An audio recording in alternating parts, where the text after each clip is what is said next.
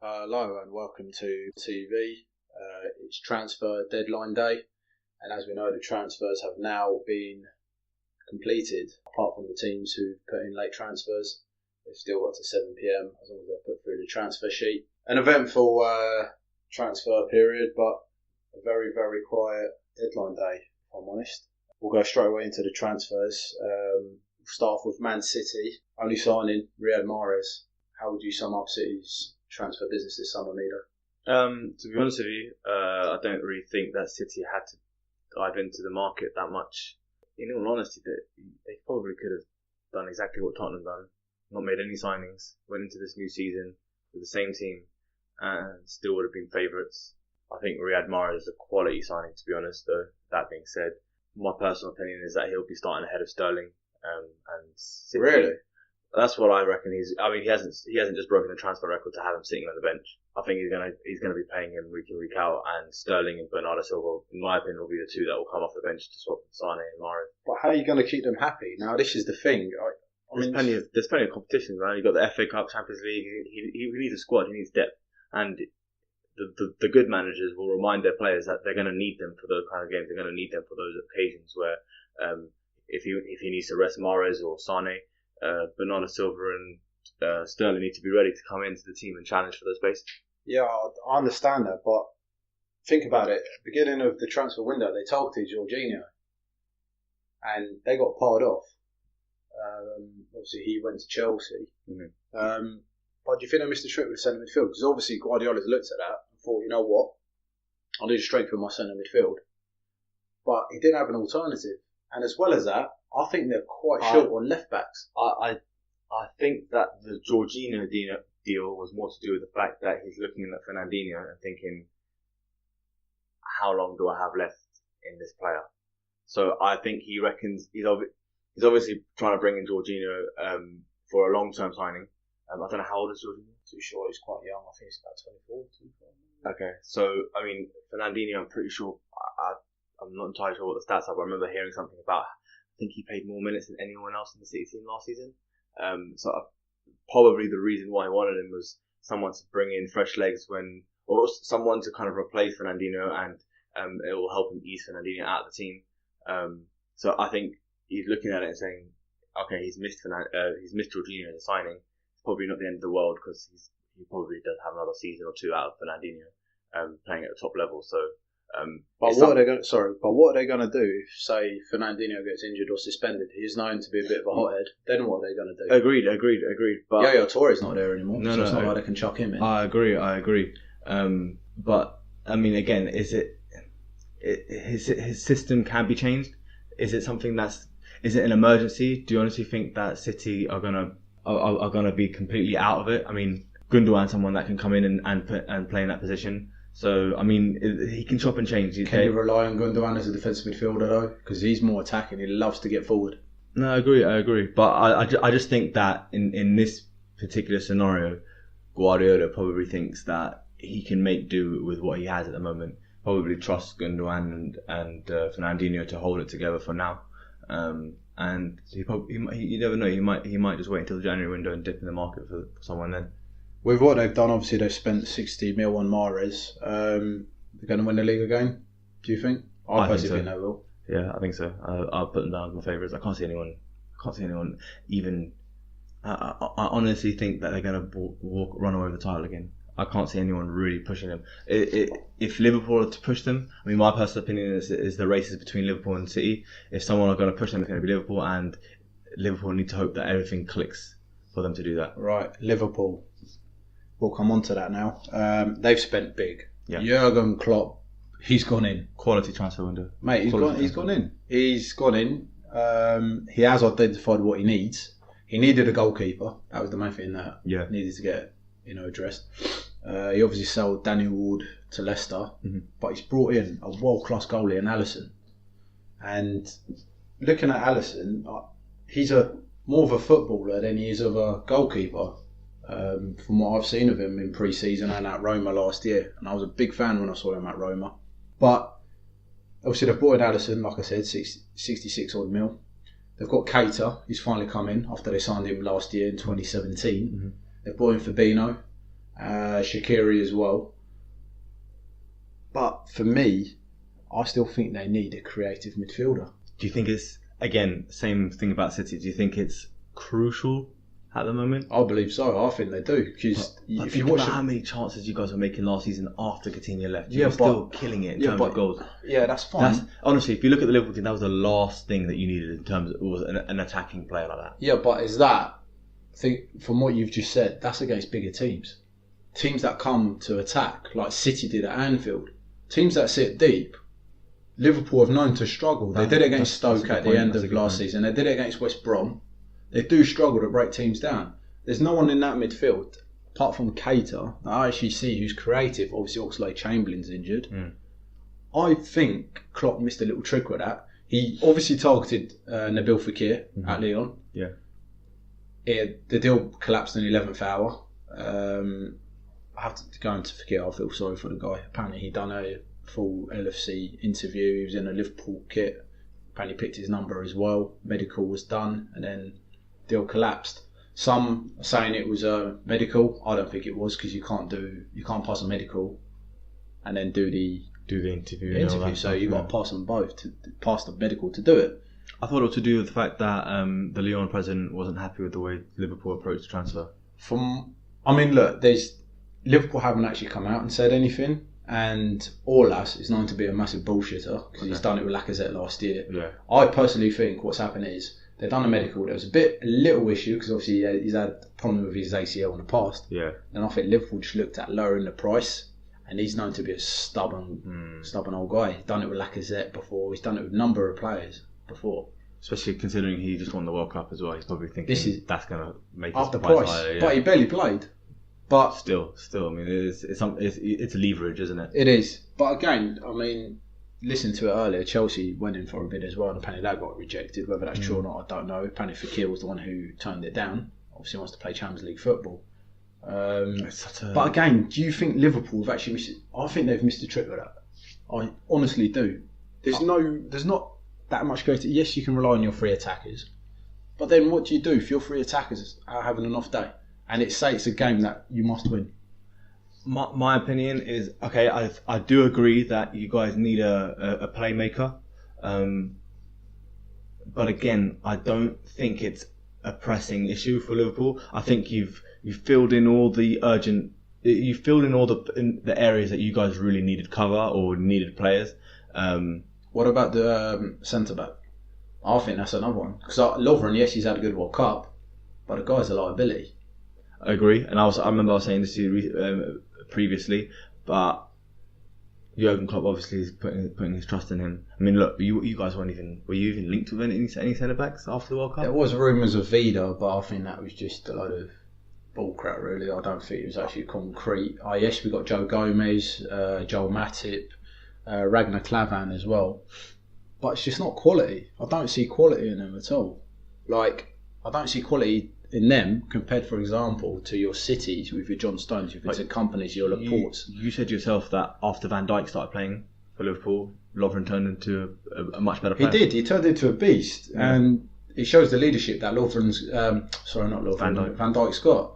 But say Van Dijk gets injured, he's out for a couple of months. Yeah, Liverpool back to square one. Yeah, they are back to square one. But that's the thing. How the problem right now with top clubs is, how do you attract top players for cover?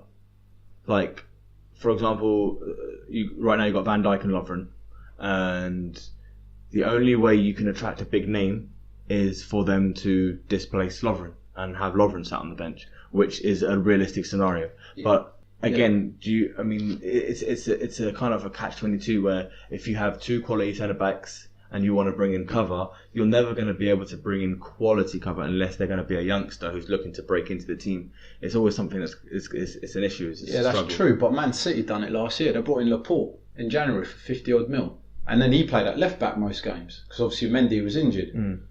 You can attract. I think if you've got the right manager, you can attract the players. You can. I mean, Xherdan Shaqiri, for example. Yes, he was at Stoke. People can say what they like. For me, he's a baller. He is a player. You put him in the right team, he's a player. He showed at Bayern Munich. He was putting Robben out of the team at Bayern Munich. Okay, so going back to your point about the playmaker, the number 10, Shaqiri. Well, why can't you rely on him? Yes, he's great. He's got a little spark. His passing just ain't there. From what I've seen, he's passing out there. Yes, okay, people can Did you say... not see his assist the other yeah, day? but people can say Sturridge? pre-season... Look, it's a great ball. Yeah. I'm taking nothing away from him, but I'm saying tough games where you need a player to break down that defence. I just don't see Shaqiri doing it. I personally don't. In that midfield, the only creativity I see is Keita. And Keita's effective in deep positions. That's where he's deadly. Yeah. Put him in an advanced role, he struggles a bit. He does tend to struggle. Again, I just think they missed the trick. I really do. Coutinho hasn't been replaced. For me, Coutinho has still not been replaced. Last season, honestly. Look, the balance of the team was better because Oxlade-Chamberlain came in his element. Yeah. He wasn't getting a kick in up till Coutinho left. And obviously he came in, proved the point. It was just so unfortunate, the nasty injury he got. Yeah, no, I agree. Which I think, again, would have helped us in the World Cup. Again, my opinion is it's an area that Klopp's definitely going to be looking at. He tried to fill it with Fekir, but I don't think he's going to be panicking about it. I think he's probably looking at that and thinking, I'm going to put my trust in Shaqiri and see if he can. I mean, I don't even think Shaqiri's going to start, to be honest with you. I think he's going to play the three in the middle that he's going to go with is probably going to be Fabinho, Keita, and Henderson, and he'll have the three up front being Mane, Salah, and Firmino. So yeah, but I mean, I don't think Fabinho. Where does the number 10 fit? I know, but I don't think Fabinho's going to start. Really? I think Gini Wijnaldum's going to start in an advanced role. He's been playing an advanced role pre-season. And he's been banging in goals. 43 million. 43 million, struggling to settle in. He's apparently picked up a knock as well, so I don't think he'll be available for the West Ham game at the weekend. I see him. He breaks up play well. Don't get me wrong. He reminds me a bit of Patrick Vieira when he first came to the Premiership.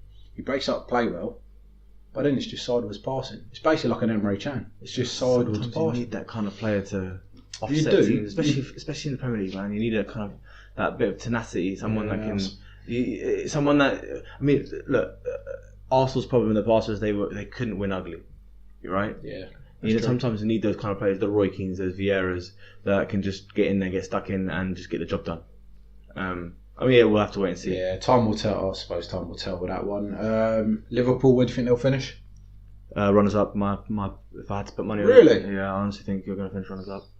That's if things click. If it clicks, and if Klopp gets the system right, and all goes well, and if you play the same style of football in the same way as he did last season with these players, then yeah. In that case, if you think they're going to finish runners up, do you think they'll close the gap to City?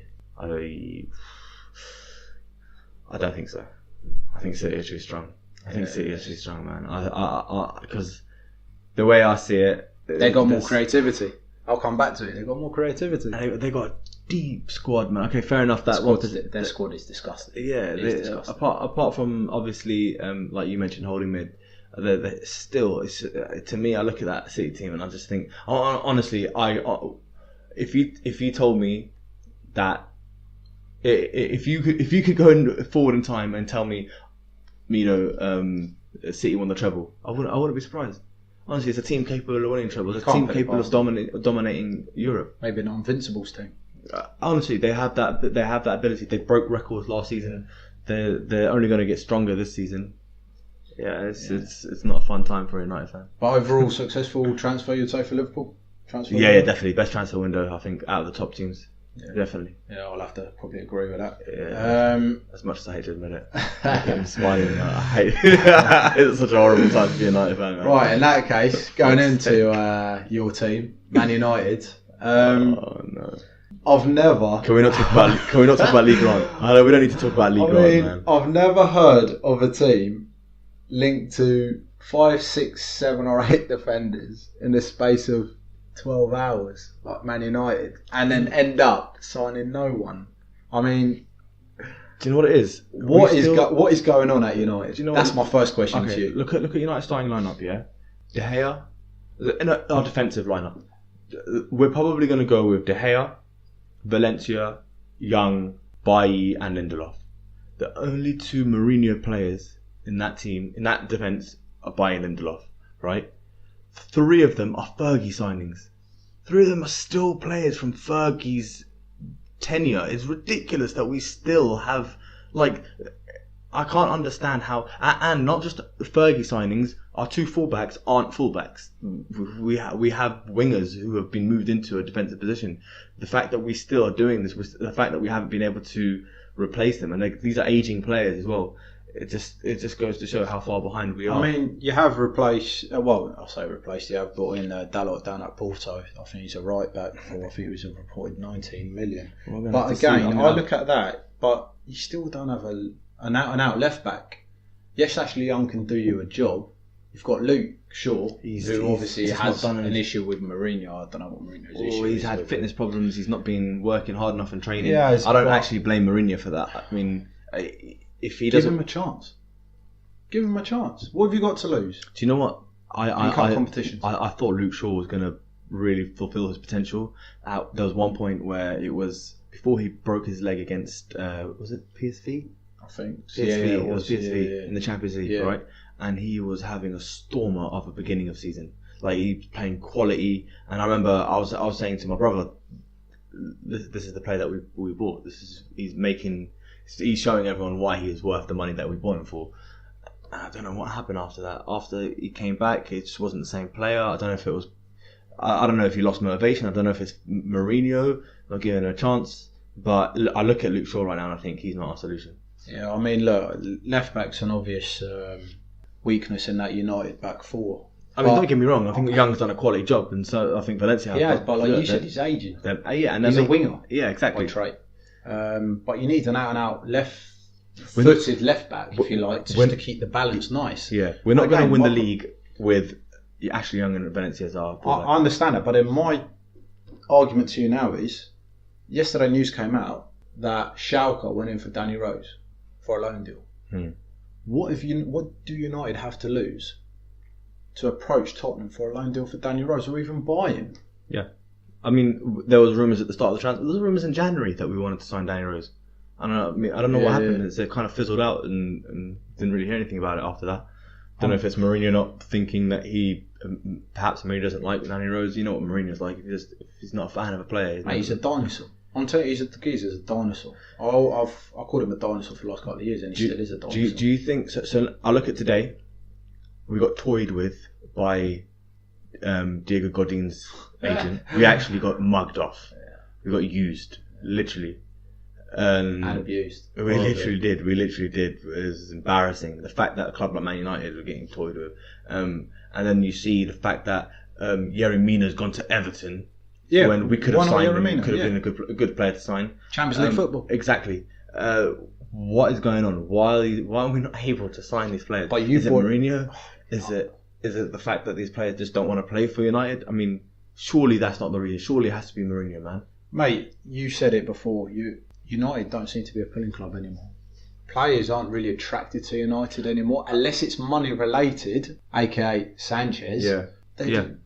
I just don't think they're attracting big players. Mate, back in the day, I remember with Fergie, you had world-class players linked with United. But you know what? I also think there's another element of it is, think of it this way. You look at United and you think, it was such a great club. It still is a great club, but... Best club in England, historically. Historically, yeah. But at the time when Fergie was managing United, we were competing, we were playing beautiful football, everything was going right, so why wouldn't a player want to come to United? But then after Fergie left, it just felt like everything's up in the air. You don't know, like, managers are coming in and out, the style of football is poor, there's so much pressure from the fans. It's Mourinho style. The guy hasn't changed his football. But I'm saying, like, it's been like that since. So, like, David Moyes came in, didn't work. Obviously, Giggsy had a little bit of he just replaced him for a little bit. And then Van Gaal came in, didn't work, boring style. Same with Mourinho. So players are probably looking at it thinking, I don't want to go to a club where things aren't working. Like, my chances of winning a trophy are better at somewhere like Liverpool, where it seems to look like things are starting to turn and things are looking good. Or City, where they're killing it and they're like almost guaranteed to win trophies now year on year. So as a top player, you look at United and think, why am I going to go to a club that's struggling? Like, yeah, okay, they're a great club, they're a big club, but my chances of winning trophies there, not great. I'm going to have a hell of a lot of pressure on me from the fans and the media. Why am I going to go there? And Mourinho is going to be calling me out in the media. Well, yeah. Do you know what I mean? Well, he's got a habit of doing that, hasn't he? You think of it logically like that, why would a player want to come to United? Yeah, but I look at it as well. I mean, you signed Fred as well, 52 mil. I thought that was a great signing, to be honest. He's a player. I've seen him as a player, and I don't know if you know this. He scored a banging free kick against Alisson in the Champions League. Shout out to against Roma last year. Have a look on YouTube. Quality free kick. But then I look at Fred. Who are you going to drop in that centre midfield role? You've got Matic, you've got Pogba, you've got Herrera, and you've got the new guy. Is it Tomine? Who played last year? McTominay. Yeah, it looks alright. He looks like a bit of a player to me, and his game's under his belt. But again, where do you play Fred? I think he's going to have to play him alongside Matic. He's going to be 3 in the midfield. And release Pogba? Has to. We spoke about Demi in the last podcast about freeing up Pogba. Yeah, I think he has to. I think Matic and Fred will look. End of the day, the reason why Pogba probably wasn't playing to his best was due to the fact that Mourinho was pulling back his midfield because he didn't trust his defence and he wanted his midfield to help out and just be a bit more and make the team as a whole more defensive. Bringing in Fred, I think, is going to free up Pogba. I mean, whether it's going to work as a system for the team, we'll have to wait and see. But I can't see Ander Herrera playing much next season. Yeah, I have to agree with that. Yeah, out of that lot, I can't see. But you can't, like you said, you can't spend, like you said to me about the Mahrez, you can't spend 52 mil and have him on the bench. 100%. And he started to play Herrera less and less last season as well. So yeah, I don't think I can't see him dropping Matic. Matic is his player, isn't it? Yeah, he's his player, isn't it? So yeah, spent 81 mil ish around that. Would you say successful transfer window for you? Or is that a stupid question? No way. Look, man, end of the day, we desperately needed a right winger. But you've got players who can play right wing. Oh, come on, man. You honestly think that we're going to trust Lingard to win us the league? Martial. Mourinho doesn't like him. Mate, get the best out of him. Mourinho doesn't want to get the best out of him. In that case then, if you're saying to me that then... Do you know what? I hate the fact that... give Mourinho the boot? He ain't no god. Give him the boot. It's too soon. Mate, he's losing. Look, think about it. How are you going to turn around to a manager like Mourinho, sit him down in the boardroom and say, we want to get rid of you? Because he can just turn around and say, listen, I took the club from, where did we finish? 4th in his first season? Mate, I understand where you're going. He finished 2nd last season. I mean, he still won trophies in his first season. Yeah, but he's losing the players. This is what I'm saying to you. Big personalities in the dressing room, he's losing. I know. I'm not happy with Mourinho. You know I'm not happy with Mourinho. But I'm trying to back the manager in the sense that he still accumulated a points tally that could have won the league in previous seasons. Yeah. We just came up against an incredible City team. Well, the best team ever. We had probably the best Premier League team ever. We came across giants, like a monster of a team. Would we be saying, look, you know for a fact, and I do as well, that if we won the league, even with this style, everyone would have said, oh, well, it's typical Mourinho, isn't it? He did it with Chelsea, he wins leagues like this. It's just boring football, but it's effective. And everyone would have said that. No one would be on his back. But we come up against a monster of a team in City, got blown away in the league. Obviously, everyone's going to jump on his back. That being said, I don't like seeing Man United playing that kind of football. Yeah, of course. I've grown up watching United destroy teams week in, week out, playing beautiful football. And even if we were losing, we would still play well. I'd finish the game thinking, it wasn't an embarrassing performance. We put a shift in, and it just didn't go our way that day. And now I'm literally like the one game that sticks in my mind last season was that Tottenham game away. Honestly, I remember finishing that game thinking, cannot believe this is what United are playing right now. Can't believe how we got toyed with. And I hadn't seen United get toyed with like that since we lost to Barcelona at Rome. Yeah. And that was against a great team, and I could take that because we were in a Champions League final against an amazing team. Yeah. But Tottenham at Wembley in the Premier League losing like that, it can't run. Yeah, I think I'm going to start a new trend of hashtag Mourinho out. I think. Yeah, sorry, you need to change the topic, man. Because I'm gonna. Right, just the last one on United. Then, where do you think they'll finish next year? I want to say next year. I mean, the season coming. I can't see us finishing above. I can't see us finishing above City or Liverpool, man. So league position 3rd. At best. You don't look convinced. I'm not convinced, man. Honestly, I'm not confident. I want to look. End of the day, I want to be that fan that comes down and say, yeah, look, we can win the league no matter what. Because no one wants to be that guy where a person turns around and say, you never believed them from the start. But it's hard to believe, man, when City are killing it. Liverpool are making moves. Yeah. No, you're being real. The only way I see us finishing above Liverpool is if it doesn't click for you guys. If things don't click for you guys, and I don't know. Yeah, I just don't think we'll finish above you. Yeah, well, we'll see what happens. Then we'll see. Right. Going to Mourinho's old club, Chelsea. Broke the world record for a goalkeeper that previously was held by Alisson for Atletico Bilbao's Kepa. 71 million. Point, I think it was 7 or 8 mil. Mate, that is right? Ridiculous. I've never heard of a 7-year contract before. That's the second time we've done that now. Atletico Bilbao had him on a 7-year contract. Yeah, I think he only signed it last year. Yeah, I think that's why the fee is really, really high. But I don't know, this is weird. I've never seen a 7-year contract before. Mate, it's mental. I mean, I've only seen clips of the guy. He looks decent, but a 23-year-old, 71 mil expectations. Any mistakes, people are going to be on him. Now, for me as a Liverpool fan, it's a blessing. Not as much pressure on Alisson anymore. Oh yeah, 100%. Yeah, taking the pressure right off. But for a 23-year-old who's seen as the future goalie of Spain after De Gea, mate, that's a lot of pressure, especially with a team like Chelsea as well. That's a lot of pressure. Do you know what though? He's lucky that he's got De Gea as an example now, because not to make excuses for himself, but at least he can look at De Gea and say, look man, things don't go my way this season, or I have a few bad performances. Look at De Gea in his first couple of years at United. Wasn't great. I mean, you could see that the quality was there, the talent was there, but it took him time to adjust to the Premier League, took him time to adjust to the physicality. Kepa's going to know that it's going to be like that. He has to. And at Chelsea right now, I look at that signing and I think, I mean, I've never seen him play. I don't know what he's like. But I look at it and I think, surely, why would you not add another 10 million on top, 15 million on top? Let's go for Oblak. Yeah. I can't imagine Oblak's, they have a buyout clause, don't they? They would. See, look, with Oblak, I thought about that. I think Chelsea would have wanted to do a swap plus cash. Courtois back to Atletico, but I just think Courtois' heart was just set on Real Madrid. Yeah, and I think Atletico just said, look, if we see the bastard kissed his badge today. I don't understand that. How are you going to kiss the badge? Like, I mean, look, he's got to kiss a badge. He's been in Belgium for the last 5 days. Didn't report to Chelsea, mate. I've got to say, unprofessional. Yeah. I'm sorry that you're contracted with a club. They're still paying your wages. I think it's poor. You know what, Chelsea fans, good riddance to him. Good, yeah, honestly, the amount of hate I've seen, honestly, is ridiculous compared to what I've seen in the last 24 hours. Can you blame them? I would be pissed off if I was a Chelsea fan. I don't blame them at all. But look, they've got a new goalie, exciting times ahead. For their sake and his sake, I hope he does settle in. Obviously for Liverpool's sake, I hope not. Obviously United and other teams. Yeah, no, fuck that. They've also signed Jorginho, as we said earlier. This was a bit of a steal.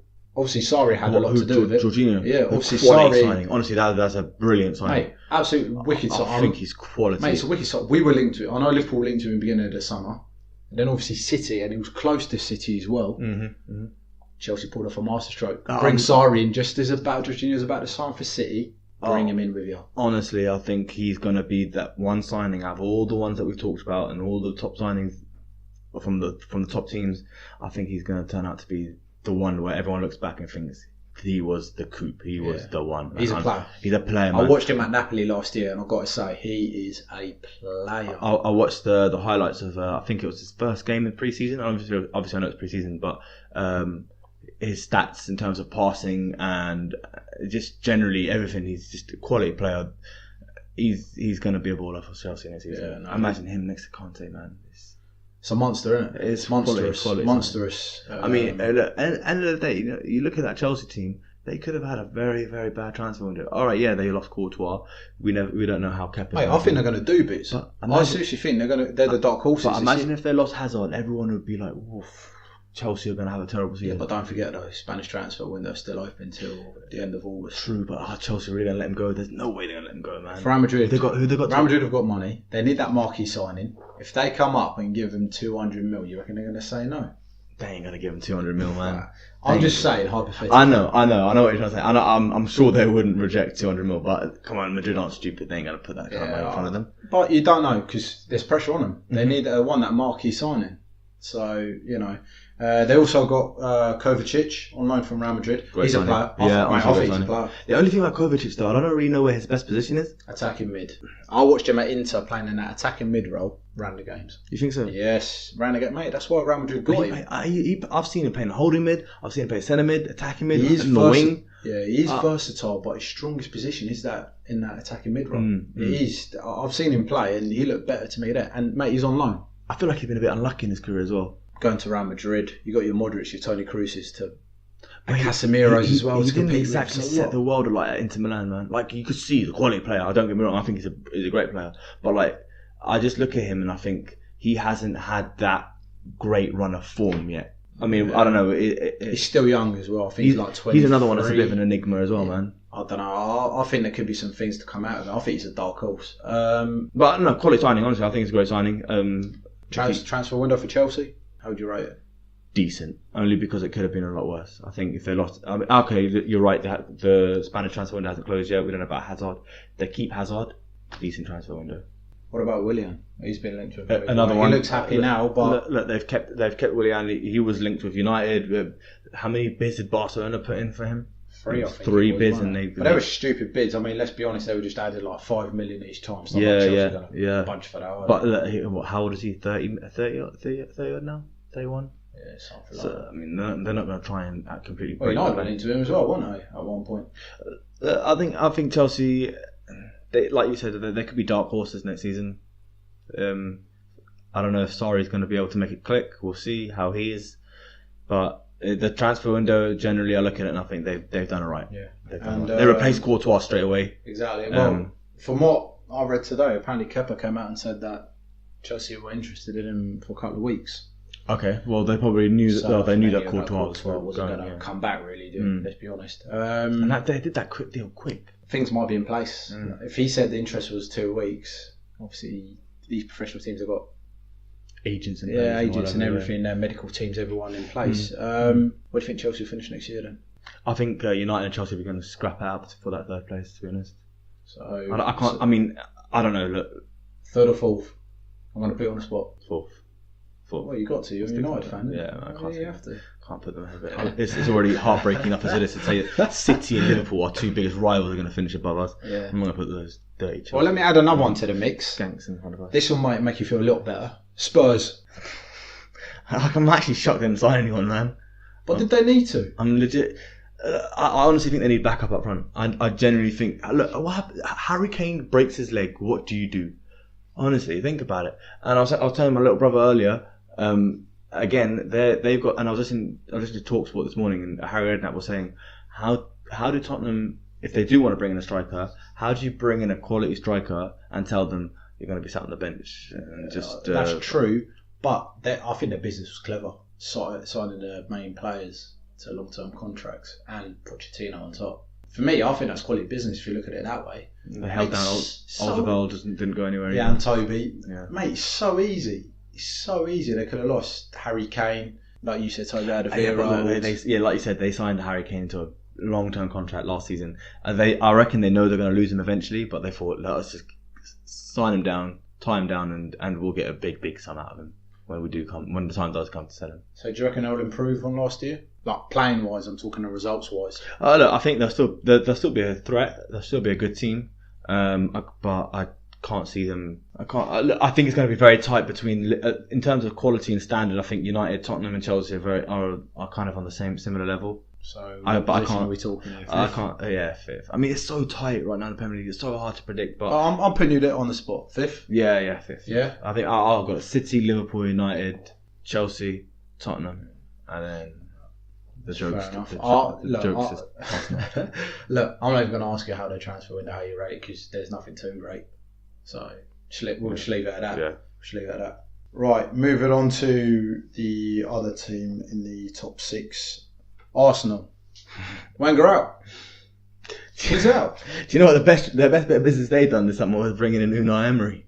To be honest with you, mate, I think people are underestimating that Arsenal team. He's clever. Mate, they blew away Paris Saint-Germain, didn't they? Yeah, but mate, Paris Saint-Germain are kids. A bunch of kids playing it. But then they seem to be playing a brand of football. Physically, their players look wicked.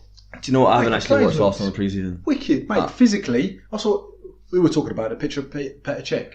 Oh yeah, It's like a monster. My man's been probably benching about 180 at the gym. But I think they're dark horses. He's brought in some experience. Yes, they're still missing a that. bunch of old men, man. Mate, Socrates, they need someone dirty. He's good, physical, dirty.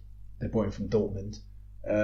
Torreira, he just looks like a Rottweiler. Decent little player. In that centre midfield. He's short, he's strong, impressed at the World Cup for Uruguay.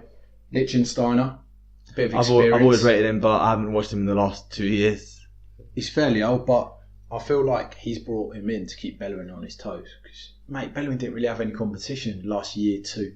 He took his foot off the gate. He just looked, mate, he looked poor. I'm sorry, he looked poor. Look, do you know what it is? Yeah, the signings that he's made. Yeah, I can see what he's doing. He's brought an experience. But the good thing about a new manager, especially Unai Emery, he's going to bring a lease of new life to these players. And Arsenal, like, look, Bellerin. It wasn't long ago we were talking about Bellerin being a quality player, and now all of a sudden he's turned into a bit of a joke.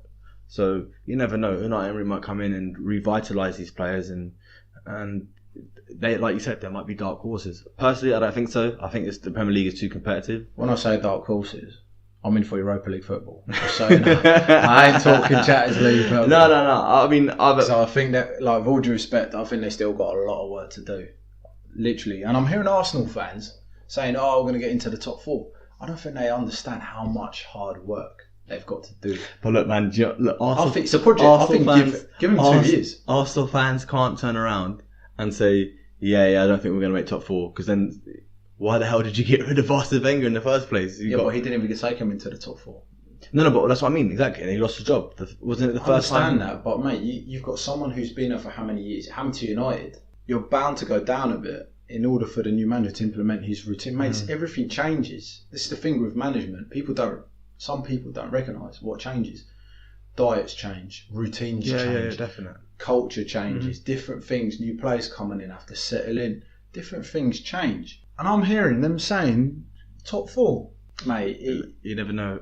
Yeah, I know you never know. Conte came into Chelsea when they finished. What was it, like 13? Yeah, but he had a decent squad. Yeah. If you compare it to the Arsenal squad, he had a decent. He had a decent squad and quality squad, not decent. Mate, it was quality squad, yeah, like you said. But Arsenal, yesterday, for me, they looked quality pre-season. They got that little zip about them. Against the PSG game, they had more of a zip, like 1-2 touch passing. Look, you can only beat what's in front of you. Yeah. But they absolutely destroyed PSG, like you said. Yes, it was kids, like we joked about, but you got to do a job. And I think they look better balanced. I think they look alright. We'll wait and see if they can keep Aubameyang fit. I think Europa League especially. I think they can go a bit far. I think they could go far in Europa League. Maybe the cup competitions. I think they could go far. We'll have to wait and see. I mean, I'd love them to beat City in the opening game this season. I mean, that would make honestly. For me, that's the banana skin. That and West Ham with Liverpool. I think West Ham and Arsenal are the banana skins for the supposed 2 title contenders. Favourites for the title. 2 top games, yeah. 2 top. And again, they spent 70 mil. Arsenal spent 70 mil. So they have invested. Obviously, invested in Bert Leno as well, goalkeeper. Forgot about him from Bayer Leverkusen. Successful transfer window. I'm not going to answer that. I'll have to wait and see. I mean, from who they've brought in, rating out of 10. 6, semi-average. No real marquee names. Yeah, sounds fair enough. Especially when they lost Jack Wilshere as well. Yeah. Which Which I'm surprised, because I thought Unai Emery would have given him a chance. Yeah, we'll talk about Jack in a minute. Position this year? Sixth. Yeah. Sixth? Yeah. I can't see them dropping. Yeah, I've got to agree with that. I think next year, if they can do the business, I think their most likely chances are cup competitions, because obviously they've got a good history in like the FA Cup. So